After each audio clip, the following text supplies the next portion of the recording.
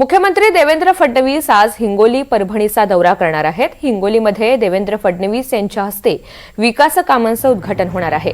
परभणीमध्ये कृषी विद्यापीठाचा लोकार्पण सोहळा आयोजित करण्यात आलेला आहे।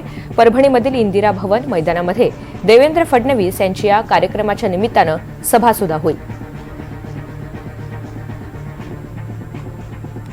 तर मुख्यमंत्री देवेंद्र फडणवीस आज हिंगोली आणि परभणीचा दौरा करणार आहेत। हिंगोलीमध्ये देवेंद्र फडणवीस यांच्या हस्ते विकास कामांचं उद्घाटन होणार आहे आणि तिकडे परभणीमध्ये कृषी विद्यापीठाचा लोकार्पण सोहळा होणार आहे।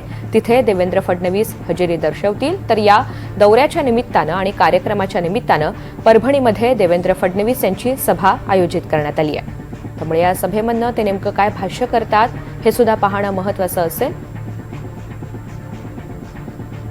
आगामी पालिका निवडणुका पाहता हा दौरा सुद्धा तितकाच महत्त्वाचा मानला जातोय आणि त्यामुळे या सभेच्या मार्फत देवेंद्र फडणवीस काही घोषणा करतात का, कार्यकर्त्यांना काही कानमंत्र देतात का, हे सुद्धा पाहायचंय।